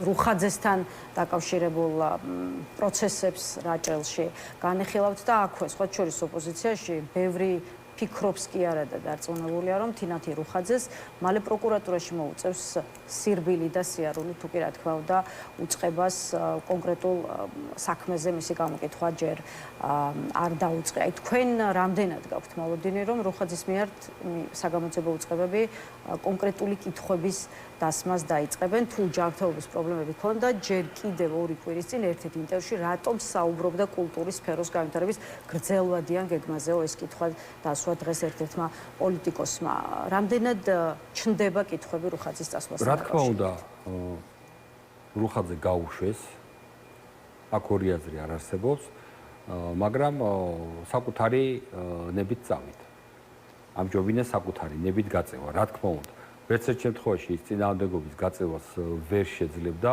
იმიტომ რომ რომც ეცადა და გაეფიქრებინა მსგავსი რამ, ბევრად უფრო ცუდად დამთავრდებოდა მისი კარიერის დასაწყისის გუნდმა რომ რუხაძე უნდა წასულიყო. ხო, არ ვიცი, გამოჩნდება ძალიან მალე, რატომ ჩათვალა. შეიძლება ეს იყოს კორუფციის მიზეზი, შეიძლება იყოს სხვა გავლენების მიზეზი, კლანის მიზეზი, ვიღაცა საწყენინა, არ შეასრულა ჯერ უნდა დაკისრებული პოლიტიკური დავალებები და ასე შემდეგ. ამიტომ მოდით წინასწარ გავუსწრებთ ჩვენ მოვლენებს და დაველოდოთ ეგ ძალიან მალე გამოჩნდება, რატომ წავიდა. ისიც ძალიან მალე გამოჩნდება, მოუწევს თუ არა მას პროკურატურაში მისვლა და ჩვენებების მიცემა, მაგრამ მე ვფიქრობ, რომ ალბათ მოუწევს. მაგრამ საქმე რაშია, იცით? საქმე არის იმაში, რომ რატომ გაანთავისუფლეს კი არა, საერთოდ რატომ დანიშნეს ამ პოზიციაზე. აი რა ნიშნით დაინიშნა, რა კრიტერიუმებით შეარჩიეს, რა დამსახურება ჰქონდა, რა ღვაწლი ჰქონდა, რა ცოდნები ჰქონდა ამისთანა, რომ ამხელა ძალზედ მნიშვნელოვანი დარგი, რასაც ქვია კულტურის სფერო, ჩააბარეს ამ ქალბატონს, რომელიც თავისი კარიერული მოღვაწეობიდან თუ საქმიანობიდან გამომდინარე, ერთადერთი რითიც საზოგადოებას დაამახსოვრა თავი, ძალიან გარკვეულია და ძალიან მოყვარულია ბრენდების და ჩაცმა დახურვის. აი მაგით გაიცნო საზოგადოებამ ქალბატონი რუხაძე და რეალურად კიდევ მაგისი გაკეთებული საქმეები, მე არ მსმენია, რამე ისეთი მნიშვნელოვანი რა, არც კულტურის სფეროში, არც ხელოვნების სფეროში და არსად და ამიტომ თვითონ დანიშვნა იყო მისი მინისტრად არასწორი და იყო შეცდომა. კეთილი, ამ კვირის სხვა აქტუალურ საკითხებსაც რომ გადავალოთ თვალი, განსაკუთრებით კი იმ მოძრაობებსა და ასე ვთქვათ ჯგუფებზე მაინტერესებს თქვენი და თქვენი პარტიის შეფასება, რომლებიც ქართული იდენტობის, ეროვნული ერთობის და სამოქალაქო მშვიდობის დაცვის მიზნით იქმნება. ერთი ასეთი ინიციატივის, საინიციატივო ჯგუფის შექმნის შესახებ დღეს გახდა ცნობილი, 2 დღის წინ კი იცით რომ MMA-ის მებრძოლმა გიორგი ქართველიშვილმა რამდენიმე თანამოაზრესთან ერთად დააფუძნა მოძრაობა სახელწოდებით ეროვნული თაობა და აი როგორც დაანონსეს, აპირებენ ტრადიციების, ღირებულებებსა და რელიგიის დაცვას და ამის გამო არა მარტო ციხეში წავალთ, სიცოცხლესაც კი გავწირავთ, თუ საჭირო გახდა ასეთია მოძრაობის წარმომადგენლების პოზიცია. აი ასეთი ორგანიზაციების შექმნამ ბატონშალვა ბევრს 90-იანი წლები და ჯაბა იოსელიანის მხედრიონი გაახსენა ამავე კონტექსტში გვესმის და ხდება მორალის პოლიციის ხსენება, ისე როგორც ირანის გუშაკთა კორპუსთან ხდება ანალოგიების გაკეთება. აი თქვენი შეფასებით რეალურად რასთან გვაქვს საქმე და რატომ უნდა აწყობდეს ხელისუფლებას ჩვენს ქვეყანაში მსგავსი დაჯგუფებების შექმნა? ხო, საერთოდ ეს დაჯგუფება თუ ბანდა, არ ვიცი რა დავარქვათ ახლა მაგას, რომელიც შეიქმნა, მეგონი ბოლომდე არ არის ჯერ შექმნილი და ჩამოყალიბებული. როგორ აპირებენ, ძალიან საინტერესოა, რო ამბობენ ეროვნული ღირებულებების, ფასეულობების, კულტურის და ასე შემდეგ დაცვას.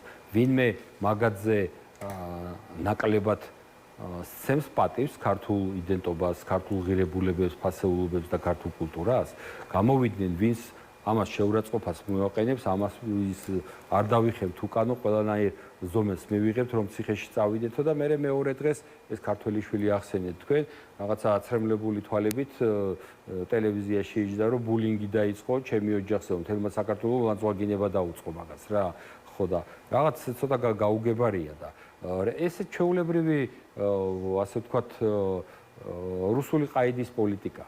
რუსული ყაიდის პოლიტიკა, რომელმაც რუსეთში ძალიან კარგად იმუშავა ოპონენტების მიმართ, ოპოზიციურად განწყობილი საზოგადოების მიმართ, ოპოზიციურად განწყობილი, ასე ვთქვათ, წევრების მიმართ.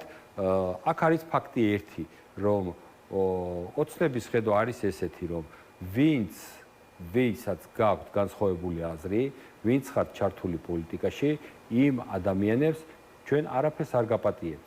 ფიზიკური დაპირისპირება იქნება, არ მოვერიდებით. ცემა იქნება, არ მოვერიდებით. ციხეში დაჭერა იქნება, არ მოვერიდებით. დაჯარიმება იქნება, არ მოვერიდებით. არაფერს არ მოვერიდებით. ყველას დაგსჯით. ვინც არ ახართ პოლიტიკაში და არაფერს არ ლაპარაკობთ, არაფერი არ გესმით, ხართ ჩუმად, იმათ თქვენ არაფერი არ გემუქრებათ. აი აქ მიდიან ზუსტად, ეს არის მათი ხაზი და ასე ვთქვათ, საბოლოო მიზეზი, რომ როგორც რუსეთში ხდება, ვერავინ ვერაფერი ვერ თქვას. ეხლა მაგალითად, იცით თქვენ რომ სესიები არ გვაქვს, არ დადეგები გვაქვს ჩვენ და დავდივართ ძალიან აქტიურად რეგიონებში. ძალიან აქტიურად დავდივართ სხვადასხვა რეგიონებში, მოსახლეობას ხვდებით, პრობლემურ ობიექტებზე მივდივართ და მაქსიმალურად ვერიდებით, რომ ის ადამიანები თვითონ ითხოვენ, რომ არც კამერის წინ, არც ფოტოებში გამოჩეს, იმიტომ რომ ეშინიათ. დაშინებულები არიან ადგილობრივი თვითმმართველობის წარმომადგენლებისგან, პოლიციისგან, ძალოვანი უწყებებისგან, პარტიის წევრებისგან, იმიტომ რომ ეგრე ზოგი იქ მუშაობს, ზოგი შვილი მუშაობს, ზოგი რაღაცა დასაქმებული და მაგრამ ისინი უკვე კამერების და ფოტოების მიღმა ძალიან ღიად გესაუბრებიან, რამდენად რთულ პირობებში უწევთ მათ ცხოვრება, როგორც სოციალური კუთხით, ასევე ნებისმიერი მიმართულებით. ხო და საბოლოო ჯამში რა შეფასება უნდა გავაკეთოთ? ის რომ ქართული ოცნება მისი პოლიტიკით ახერხებს ხალხის გაჩვენებას თუ პირიქით ამას საბოლოოდ უკვე რეაქცია ექნება? ამას შედეგი არასდროს პროტესტი კიდევ უფრო გაიზრდება და არ ვიცი, შეიძლება საერთოდ აი ამ მოძრაობების შექმნის ფონზე პოლიტიკურ სპექტრში უკვე აქტიურად კეთდება განცხადებები, რომ სამოქალაქო დაპირისპირების რისკებიც კი იზრდება ჩვენს ქვეყანაში, დენთის კასრზე ჯდომა და აფასებს, ესე ვთქვათ, რიგი პოლიტიკოსი ამ ტიპის დაჯგუფებების გამოჩენას ქართულ პოლიტიკაში. აი, ვინ იქნება პასუხისმგებელი, ბატონო? ჯერთი თქვენ როგორ განვითარებას ელოდებით და აი, ვინ იქნება პასუხისმგებელი, თუ კი გასცდება მართლაც კონტროლის ჩარჩოებს სამომავლო პროცესები და მეორე მხრივ რა არის გასაკეთებელი იმისთვის, რომ ეს არ მოხდეს და არ მივიდეთ ძალიან მძიმე გამოცდილებამდე, წარსულ გამოცდილებამდე, რასაც სამოქალაქო დაპირისპირება ერქვა, ესეც გითხარით. საერთოდ ხო იცით, თითოეული ქმედება იწვევს უკუქმედებას. ამიტომ ესეთი ქმედებები, ესეთი არასწორი ნაბიჯები, არასახელმწიფოებრივი ნაბიჯები, არადემოკრატიული ნაბიჯები, ეს არის მხოლოდ და მხოლოდ დამერწმუნეთ რაღაცა დროის მცირე მონაკვეთის შესაძლებლობა რომ გაიხანგრძლივო პოლიტიკური სასიცოცხლო ციკლი და ხელისუფლებაში ყოფნა. ეს პირიქით უფრო უარყოფით მუხტს წარმოშობს საზოგადოებაში და ამით ფონს ვერასდროს ვერ გახვალ. ამით ფონს ვერსად ვერავინ ვერ გასულა და პირიქით უფრო ცუდია. და ამის გამოცდილება ჩვენ გვაქვს საქართველოს და ქართულ ხალხს 90-იან წლებში, რომელიც ძალიან წვავედ ვიწვნიეთ ყველა, მაგრამ როგორ ცუდად დაუმთავრდათ მათ, ვინც ესეთ საქციეს ჩადიოდა და ესეთ პოლიტიკას ატარებდა, თქვენ ძალიან კარგად ნახეთ, ხო? იგივე იყო და ამიტომ ეხლაც ეგრე იქნება. ეხლაც ეგრე იქნება და ამიტომ ამ ხალხის დაშინება და მინიშნება იმისა, რომ აი თუ ჭვიანად არ იქნებით თქვენ, აგერ 90-იანი წლების მხედრიონი ასე ვთქვათ ბრუნდება და ირანში რო არის გუშაკთა კორპუსის მსგავსი რაღაც უწყება შეიქმნება, ეს ესე ვერ მოხდება რა. და თუ მოხდება, დამერწმუნეთ თქვენ, რომ ამაზე ძალიან კაცრად მოუწევთ თითოეულ მათგანს პასუხისგება. აი თითოეულ მათგანს პასუხისგება, იმიტომ რომ ამას ერი და ქვეყანა არც ერთ შემთხვევაში არ აპატიებს. კეთილი და ბოლოს კიდევ ერთი კითხვა, კიდევ ერთ საკითხზე და ამით დაგემშვიდობებით, ამერიკის შეერთებული შტატების მწვავე შეფასების საგანია ბოლო 2 დღეა და ერთი კითხვა დავსვათ იმაზე, რასაც ტრამპის ადმინისტრაცია უთვლის ქართულ ოცნებას, შეერთებული შტატები სიტყვის თავისუფლებას მიიჩნევს ფუნქციონირებადი საზოგადოების ფუნდამენტურ საფუძვლად და მტკიცედ ეწინააღმდეგება ცენზურას და იმ შემზღუდავ კანონებს, რომლებიც გამოიყენება არასასურველი შეხედულებების მქონე ადამიანების ხის ჩასახშობადო. ეს არის ამერიკის შეერთებული შტატების მესიჯი ქართული ოცნებისადმი. აი ძალიან მკაცრი ტონი აქვს ოფიციალურ ვაშინგტონს მესიჯებს ვისმენთ საქართველოში ამერიკის შეერთებული შტატების მხრიდან, ამიტომ აი ამ ტონზე ჩაგეკითხებით, აი რას ნიშნავს, როცა ამერიკა ტონს ამკაცრებს, ანუ რამდენად საშიში შეიძლება იყოს გაბრაზებული ამერიკის შეერთებული შტატები. მე კიდევ უფრო მეც გეტყვით, დარწმუნებული ვარ, რომ კიდევ უფრო მეტად გაამკაცრებს ტონს. თუ გონს არ მოვლენ და გააგრძელებენ ისეთი მეთოდებით და ფორმებით მოქმედებას, როგორცაც ისინი აგრძელებენ. თუნდაც ესეთი დაჯგუფებების მსგავსი და ბანდების მსგავსი შექმნით. იმიტომ რომ საქართველოში რეალურად უყურეთ ძალადობა ხელისუფლების მხრიდან და რეჟიმის მხრიდან ძალადობა გახდა როგორ იცი, რომ ჩვეულებრივი მოვლენა, ძალადობა დაიწყო თავიდან თავდაპირველად ქუჩაში, რომ ელემენტარულად ახალგაზრდები და საზოგადოება რომ გამოვიდა და გააპროტესტა თავისი ქვეყნის მომავალი, გააპროტესტა ხელისუფლების კურსი და მხარი დაუჭირა თავისი ქვეყნის ევროპულ მომავალს, რის გამოც ქართველმა ერმა ბოლო 35 წლის განმავლობაში, 40 წლის განმავლობაში ძალიან ბევრი რამ გაიღო და ბევრი რამ გადაიხადა სისხლის ფასად, პოლიტიკური ფასად, სიცოცხლის ფასად და ასე შემდეგ და ასე შემდეგ. არავის არ აქვს იმისი უფლება, რომ ხალხის დაუკითხავად ადგეს, რომ საკუთარი ძალაუფლება და სკამი რო შეინარჩუნოს, შეცვალოს პოლიტიკური კურსი. და ამისთვის გამოვიდა, ხო, თავიდან ახალგაზრდობა და ქართული საზოგადოება. დაიწყო ძალადობა ქუჩებში, დაიწყო ძალადობა აქციებზე, დაიწყო ძალადობა ძალოვან უწყებებში, ძალადობა საქართველოს პარლამენტში, სულ რამოდენიმე კვირის წინ, ერთი თვის წინ რომ ვიხილეთ, რაც მთელი ოცნების გუნდი ჩვენს გუნდს რო დაემთხვა, ხო? ეხლა ეს ბანდის მაგვარი ფორმირებების შექმნა, რომელიც პირდაპირ ძალადობაზე არის ორიენტირებული და ბუნებრივი აქედან გამომდინარე, ამას დემოკრატიული, ცივილიზირებული სამყარო ამერიკის შეერთებული შტატების სახით და ევროპის სახით ესენი მარტივად არ შეხედავენ და კიდევ უფრო დაუმძიმებენ ტონს, თუ მათ ამ ყველაფერზე არ თქვეს უარი, არ გამოუშვეს პოლიტპატიმრები, არ შეწყვიტეს ისეთი ქმედებები, როგორცაც ისინი ჩადიან და ასე შემდეგ. მადლობა ბატონ შალვა სტუმრობისთვის. დღეს ამით დაგემშვიდობებით. შალვა კერესელიძე პასუხობდა ჩვენს კითხვებს. ახლა რეკლამის შემდეგ ახალი თემებით შემოგვიერთდება კიდევ ერთი სტუმარი, საქართველოს ოკუპირებული ტერიტორიების არაღიარების პოლიტიკა, ურთიერთობები ვაშინგტონთან, ურთიერთობები ბრიუსელთან და ასე შემდეგ და ასე შემდეგ. ეს ყველაფერი რამდენიმე წუთში ასე რომ დაგვეთით.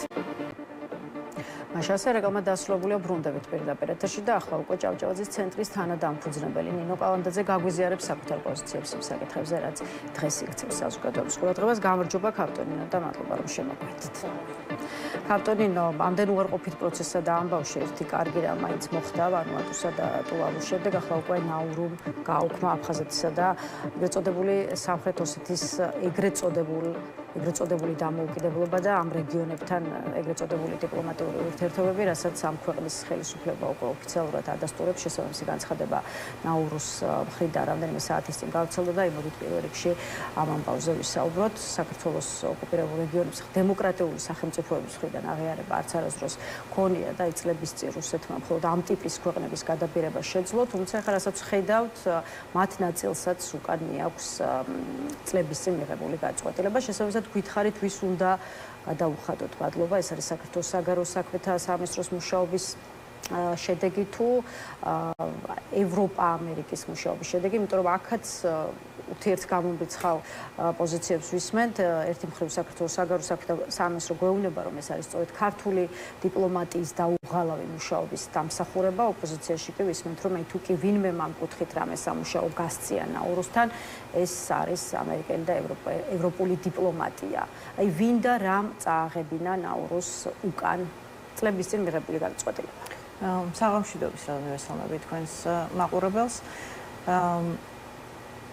არაღიარების პოლიტიკას პირველ რიგში იმთავითვე აქვს გეოპოლიტიკური კონტექსტი, იმიტომ რომ თავისთავად რეგიონების აღიარება როცა მოხდა უკანონოდ რუსეთის მხრიდან, ეს იყო უშუალო შედეგი რუსეთის საქართველოს წინააღმდეგ განხორციელებული აგრესიისა, რომელთაც რუსეთი ჯერ კიდევ ვიდრე ის საერთაშორისო ურთიერთობებში მეტნაკლები ძალაუფლებით თუ ძალის პოზიციიდან პოზიციონირებდა, მან ცადა და ფაქტების შექმნა იმისთვის, რომ სამომავლოდ ეს ტერიტორიები სავაჭრო ბერკეტი ყოფილიყო რუსეთის ფედერაციის ხელში საერთაშორისო პარტნიორებთან და ამავდროულად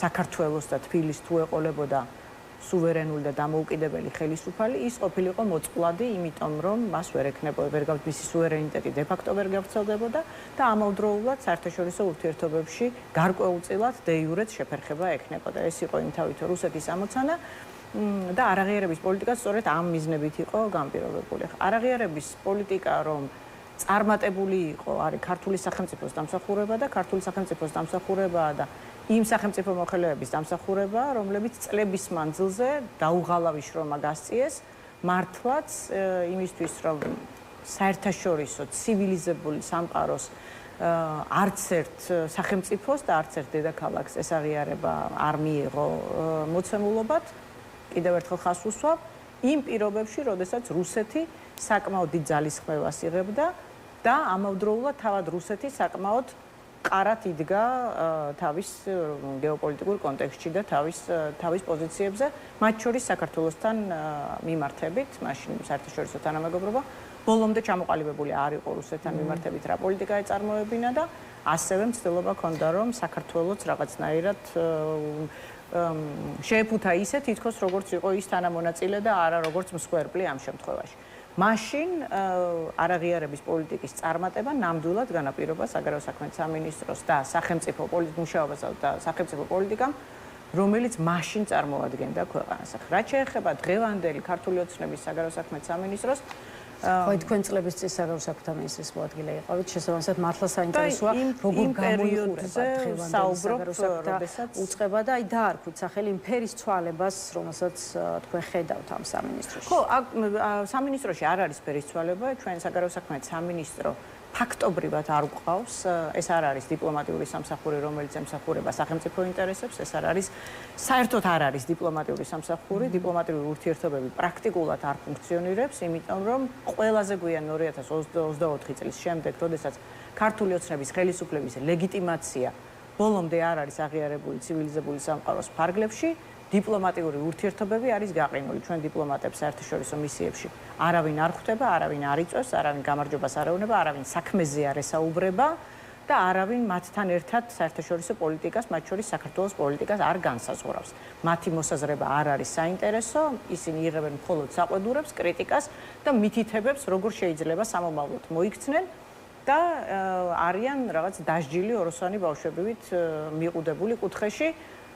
იმ შემთხვევაშიც კი თუ მათ ვინმე პატივი დადო და სადმე მიიწვია ან გამარჯობა უთხრა. მაგრამ დიპლომატიური სამსახური პრაქტიკულად არ ფუნქციონირებს, ეს არის რაღაც ნოტარიულ ბიუროდ ქცეული უწყება, რომელიც მუშაობს მხოლოდ ისეთ დავალებებზე, რომელიც შედის ივანიშვილის ინტერესებში. ეს არის ივანიშვილის წინააღმდეგ სანქციები, ეს არის ივანიშვილის ინტერესების ლობირება საერთაშორისო ურთიერთობებში, ეს არის მისი პირადი ფინანსური კეთილდღეობის ლობირება, სანქციებისთვის თავის არიდებისგან რაღაც იმ კონტექსტის შექმნა თითქოს საქართველოს აქ არაფერ შუაშია და უშუალოდ და მხოლოდ იმაზე მუშაობა, რაც არის ერთი ადამიანის ინტერესების გარშემო, რომელიც არ წარმოადგენს სახელმწიფო არც ერთ ინსტიტუტს. ისევ არაღიარების პოლიტიკის კონტექსტში ჩაგეკითხებით, აი ახლა უკვე სირიის და ვენესუელას მიერ აფხაზეთის და ეგრეთ წოდებული სამხრეთ ოსეთის აღიარების უკან წაღება ამოცანა და უკვე გვესმის კიდეც განცხადებები, რომ აი ევროკავშირი და მისი წევრი ქვეყნები მზად არიან ასადის ხელისუფლების მიერ მიღებული გაწყვეტილების გაუქმების საკითხზე სირიის მოქმედ ხელისუფლებასთან მუშაობა დაიწყოს, თუმცა ახლა ამ ფონზე ძალიან დაძაბულია ხო ურთიერთობა ქართული ოცნების ხელისუფლების ბრიუსელთან, ისე როგორც ამერიკელებთანაც ჯერ კიდევ არ არსებულია, დაძაბული კი არ არის, არ არსებულია. ხო, აი ამ ფონზე მაშინ აი ეს გარემოება რამდენად ამოხრუჭებს, ასე ვთქვათ, ამ სირიასთან უკვე არა მხოლოდ ამოხრუჭებს, არამედ რა თქმა უნდა, ნაწილში ხო აი პროგრესის მიღწევას და ზოგადად აი რამდენად დიდი მნიშვნელობა აქვს არაღიარების პოლიტიკის წარმატებაში დასავლელ პარტნიორებთან კარგად ყოფნას. გამსაზღვრელი და გადამწყვეტი. იმიტომ რომ საქართველოს იმ პირობებშიც კი, როდესაც ის არის შემდგარი ძლიერი დამოუკიდებელი სახელმწიფო და შეუძლია საკუთარი პოზიციების თამამად დაცვა, მაშინაც კი მას სჭირდება ძლიერი მოკავშირეები დასავლეთიდან. იმიტომ რომ საქართველოს რომ დამოუკიდებლად კონდეს იმის რესურსი, რომ თლიანად მხოლოდ თავისი რესურსით გავიდოს სამშვიდობოს, მაშინ საერთოდ არ დადგებოდა დღის წესრიგში აუცილებლობა იმისა, რომ ჩვენ უნდა რამე ეკონომიკური ბლოკის წევრი ვიყოთ, ან რამე უსაფრთხოების დიდი ალიანსის წევრი ვიყოთ. მაგრამ ამის ფუფუნება აქვთ მსოფლიოში ერთეულ სახელმწიფოებს და ისიც დღევანდელ გეოპოლიტიკურ პროცესებში და რაღაც გლობალიზაციის ამ ეტაპზე, რომელზეც სამყარო იმყოფება, პრაქტიკულად სახელმწიფოებს იმის ფუფუნება აღარ აქვთ, რომ მხოლოდ დამოუკიდებლად და საკუთარი რესურსების იმედად და ხარჯზე იყვნენ. მით უმეტეს არ აქვს ისეთ სახელმწიფოს, როგორიც არის საქართველო, რომელიც გეოგრაფიულად ძალიან მოწყვლად არეალში იმყოფება და რომლის რესურსებიც ფუნდამენტურად შეზღუდულია, მაშინაც კი, როდესაც ის პოლიტიკურად შესაძლოა ძლიერი იყოს. დღევანდელ ვითარებაში საქართველოს არ თუ პოლიტიკურად ძლიერი არ არის, საქართველოს არ ყავს მართველი რგოლი, რომელიც გააწყვეტილებებს იღებს სახელმწიფოს ინტერესებში, რომელსაც გააჩნია ლეგიტიმაცია და რომელიც მოქმედებს ქართველი ხალხის დავალებით სახელმწიფო ინტერესების სასარგებლოდ. ჩვენ გვყავს რაღაცა ერთეული, რომელიც პირდაპირ იმართება მოსკოვიდან, რომელსაც საერთოდ არ აქვს მოქმედების დამოუკიდებლობა საერთაშორისო ურთიერთობებში, არამედ მთლიანად დამოკიდებულია საგარეო ინსტრუქციებზე და მთლიანად დამოკიდებულია იმაზე, რას გადაუწყვიტავს მტერი ამ ქვეყანას, რა ბედს განუსაზღვრავს, რომ იმის მიხედვით იმოქმედა. არაღიარების პოლიტიკაში იქნება ეს ნაურუ თუ სირია, რასაკვირველია, მაკაბოჭორიშვილს არავინ არ მოусმენს, არავის არ დააინტერესებს მისი აზრი, არც არავინ არ შეხვდება და მით უმეტეს არ დაეთანხმებიან, რომ კარგი ახლა უკან წავიღებთ ჩვენს აღიარებას. აქ გამსაზღვრელი კონტექსტი არის ის, რომ რუსეთი სუსტდება და ამას ხედავს მსოფლიო. მათ შორის ხედავენ ის სახელმწიფოები, რომლებმაც თავის დროზე რუსეთი მოიაზრეს როგორც მოკავშირე, მაგრამ ახლა ამის საჭიროებების გადახედვა მიმდინარეობს, იმიტომ რომ რუსეთს ფუნდამენტური პრობლემები აქვს და ეს არის გრძელვადიანი პრობლემები, რომელსაც მათ შორის ისეთი ქვეყნების მეთაურები, როგორც არის ნაურუ თუ სირია, ამას ხედავენ და ამიტომ ცდილობენ დასავლეთთან განსხვავებული ურთიერთობების წარმოქმნა. ვაშინგტონსა და ბრიუსელთან ურთიერთობაზეც მინდა მოვასწროთ საუბარი, აი პირველ რიგში კი ვაშინგტონი მით უფრო რომ ამერიკის შეერთებული შტატები ძალიან მწვავე პოზიციას აფიქსირებს იმ ყველაფერზე, რა სურათიც ჩვენს ქვეყანაშია შექმნილი. მხედველობაში მაქვს კომენტარი, რომელიც საქართველოში ამერიკის შეერთებული შტატების საელჩომ გამოუგზავნა რადიო თავისუფლებას საელჩო სოციალურ ქსელში სტატუსის გამო ჟურნალისტ ვახოს ანაიას ადმინისტრაციული წესით დაპატიმრებას ეხმაურება და როგორც აცხადებს ტრამპის ადმინისტრაცია სიტყვის თავისუფლებას მიიჩნევს ფუნქციონირებადი საზოგადოების ფუნდამენტურ საფუძვლად და მტკიცედ ეწინააღმდეგება ცენზურასა და იმ შემზღუდავ კანონებს, რომლებიც გამოიყენება არასასურველი შეხედულების მქონე ადამიანების ხმის ჩასახშობად. ეს მოკლედ ამონარიდი საელჩოს საკმაოდ ცელი პოზიციიდან. აი რა სიტყვით რიგი პოლიტიკოსი ფიქრობს, რომ ეს არის ამერიკის შეერთებული შტატების მხრიდან ქართული ოცნების გაფრთხილება, რასაც მალე შესაძლოა წითელი ბარათი მოხვეს. აი როგორ უნდა გავიგოთ ვაშინგტონის მხრიდან ტონის გამკაცრება, იმიტომ რომ ბრიუსელისგან განსხვავებით ამერიკის შეერთებული შტატების მოქმედი ხელისუფლებისგან მაინდა-მაინც არ ვართ მიჩვეული ქართული ოცნების მისამართით ხმაურიან განცხადებებს, ყოველ შემთხვევაში საჯაროდ. ხო, აქ რამდენიმე რაღაცა არის გასათვალისწინებელი. თავისთავად ამ განცხადების შინაარსი არავისთვის გასაკვირი არ არის, იმიტომ რომ ჩვენი მოკავშირეები და ამ ქვეყნის გულშემატკივრები ყველა არადემოკრატიულ ნაბიჯს მყისიერად ეხმიანებიან და ბუნებრივია, რომ ჟურნალისტის დაკავება და მით უმეტეს დაპატიმრება საჯაროდ გამოთქმული პოზიციის გამო, რასაკვირველია, თეორიულ ზღვარსაც კი სცილდება, რაც შეიძლება რომ დემოკრატიულმა სამყარომ წარმოიდგინოს. ამიტომ თვითონ შინაარსი გასაკვირი არ არის, მაგრამ გასაკვირია ის, რომ განცხადებას აკეთებს საელჩო, რომელსაც ჯერ ოფიციალურად ახალი წარმომადგენელი არ ყავს, რაც ნიშნავს იმას, რომ ეს არის განცხადება, რომელიც პირდაპირ ვაშინგტონიდან არის ნაკარნახები, ეს არ არის ადგილზე დამოუკიდებლად, სპორადულად ან თუნდაც სიტუაციურად მიღებული გააწყვეტილება, არამედ ეს არის მიზანმიმართული განცხადება, რომელიც სწორედ ამ მომენტისთვის შეირჩა და ჩემი აზრით ეს მინიმუმ გამორიცხავს ყველა თეორიულ შესაძლებლობას თუ ვარაუდს თუ სპეკულაციას იმის თაობაზე, რომ ივანიშვილი ტრამპის ადმინისტრაციასთან რაღაც ტიპის პოზიტიურ დიალოგს აწარმოებს. ეს პირდაპირ განაცხადია და პირდაპირ გვეუბნება საქართველოს მოსახლეობას, რომ ჩვენ არანაირ კულუარულ მოლაპარაკებებში ივანიშვილთან არ ვართ, რომელიც შესაძლოა ან მის ლეგიტიმაციას ემსახურებოდეს, ან ქართული ოცნების აღიარებას ემსახურებოდეს, ან იმ ქმედებებზე თვალის დახუჭვას ემსახურებოდეს, რომელსაც ქართული ოცნება საქართველოში ახორციელებს. მათ ისინი გამოეხმაურენ ვახოს ანაიას დაკავებას, ისინი გამოეხმაურენ ვახოს ანაიას დაკავების საბაბს და ამავდროულად გამოეხმაურენ პრაქტიკულად ყველა იმ მიმდინარე მოვლენას, რომელიც ბოლო დღეებში განხორციელდა, რომელიც არა მხოლოდ საგანგაშოა, არამედ ვაშინგტონმა ამ წუთას საჭიროდ ჩათვალა, რომ ეს ქართულ ოცნებას ამ ფორმით და საჯარო ფორმით უთხრას. მათ შეეძლოთ სხვანაირად ეთქვათ. კეთილი.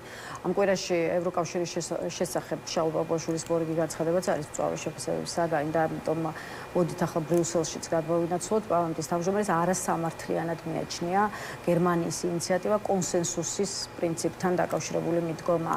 შეიცვალოს და ახალ წევრებს გარკვეული უფლებები შეეზღუდოს. ამის გათვალისწინებით ჩალო პაპუაშვილი ფიქრობს, რომ ქრება ევროკავშირში წევრობის პოლიტიკური ხიბლი და მეტიც ევროკავშირის გარეთ დარჩენა პატარა სახელმწიფოსთვის შესაძლოა უფრო სასარგებლოც კი აღმოჩნდეს, რადგან მას სულ მცირე დამოუკიდებელი გადაწყვეტილების მიღების თავისუფლება შეუნარჩუნდებაო, ამბობს ჩალო პაპუაშვილი. აი რისთვის უნდა ვიყოთ მზად, რას მოასწავებს მოხშირებული განცხადებები იმის თაობაზე, რომ ევროკავშირი ცუდია და ასეთი ევროკავშირი არ გვინდა.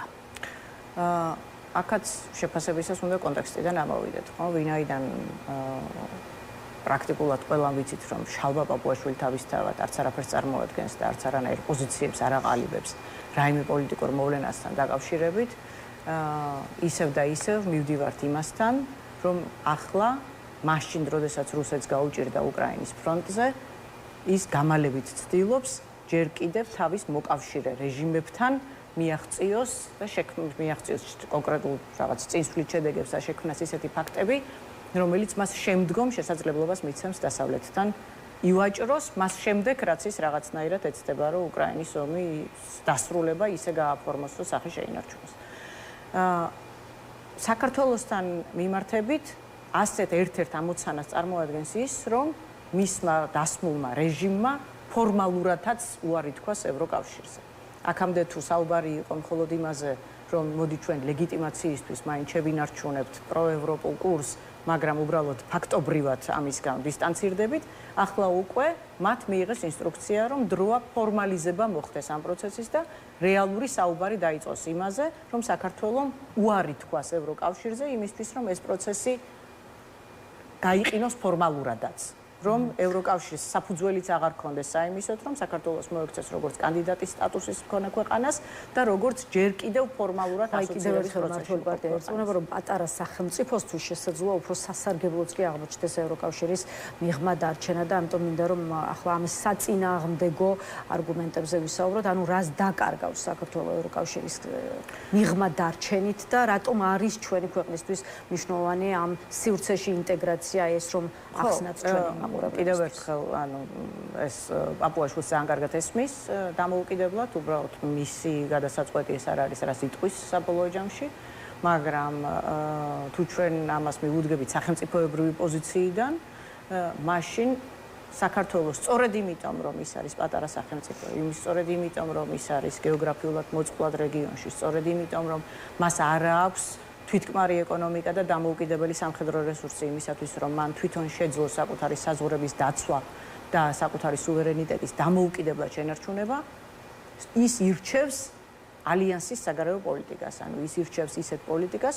რომელიც ის ეძებს თავის ბუნებრივ ძლიერ მოკავშირეებს, რომლებიც შეძლებენ მისი ინტერესების, მისი ეკონომიკური განვითარების და მისი უსაფრთხოების ინტერესების დაცვას, იმისთვის, რომ ამ ქვეყანამ მომავალში სრულფასოვანი დამოუკიდებელი და მშვიდობიანი განვითარება შეძლოს. ამაზე დგას საქართველოს საგარეო პოლიტიკა, ამიტომ არის, რომ დამოუკიდებელმა ქართულმა სახელმწიფომ თავის საგარეო პოლიტიკურ ვექტორად განსაზღვრა პროდასავლური, პროევროპული და ევროატლანტიკური კურსი, არა იმიტომ, რომ ეს რაღაც თვითმიზანია ან პანაცეა, არამედ იმიტომ, რომ საქართველოს იმ მოცემულობაში, როგორშიც ეს იმყოფება, მას სხვა გადარჩენის რესურსი არ აქვს. წინააღმდეგ შემთხვევაში მას დაიკრობს მტერი და გაანადგურებს მის სახელმწიფოებრიობას. პრაგმატული არჩევანი არის, რომ მონახო ძლიერი მოკავშირე, რომელიც შენს სახელმწიფოებრივი ინტერესების უზრუნველყოფაში დაგეხმარება და ასეთი საქართველოს მონახა ევროკავშირი და ევროატლანტიკური უშუალოდ ჩალო პაპუაშვილთან დაკავშირებით ჩაკითხებით და დავასრულოთ. აი როგორ ფიქრობთ, რატომ არის ევროკავშირის საწინააღმდეგო კამპანიაში ჩალო პაპუაშვილი? შეიძლება ითქვას, რომ ყველაზე აქტიური ხარ. ბრიუსელის კრიტიკას, რა თქმა უნდა, მართველი პარტიის სხვა წარმომადგენლებიც არ ერიდებიან, თუმცა ჩალო პაპუაშვილი მაინც კრიტიკოსთა შორის ყველაზე მწვავეა, ალბათ შეიძლება ამ გაცხადების გაკეთება. აი ამის მიზეზი რა შეიძლება იყოს?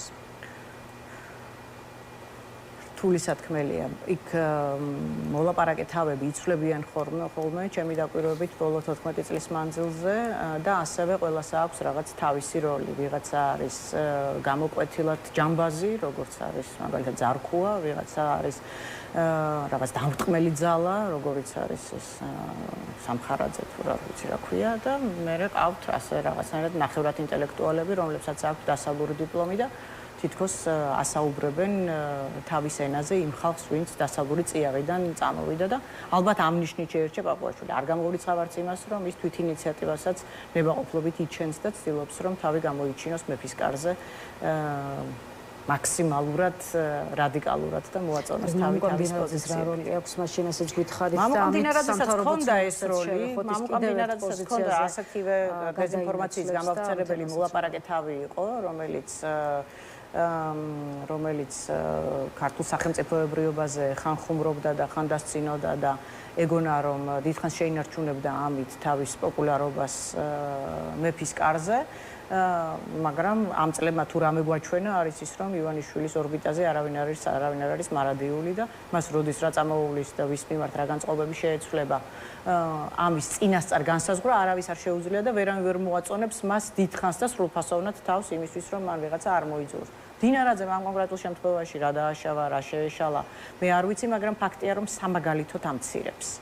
იმ პირობებშიც კი, როდესაც ის ასევე სამაგალითო შემსრულებელი იყო ყველაფრის და ყველაფერზე ხელმომწერი, რისი კადრებაც შეიძლებოდა და არ შეიძლებოდა. მიუხედავად ამისა, ის მისი გუნდის წინაშეც კი სამაგალითოდ ამცირებს დინარაძეს და ამისთვის ივანიშვილს აუცილებლად რაღაც სუბიექტური მიზეზი ექნება. კეთილი ქავტონინო, მადლობა სტუმრობისთვის, თქვენი შეხედულებების გაზიარებისთვის, დაგემშვიდობებით. ნინო კალანდაძე პასუხობდა ჩვენს კითხვებს, ის იყო დღეისთვის ბოლო სტუმარი, შესაბამისად თავისუფალი სტუდია ამით დასრულებულია. ერთმანეთს ამ სტუდიაში მომავალ ხუთშაბათს შევხვდებით. მშვიდობიან ღამეს გისურვებთ.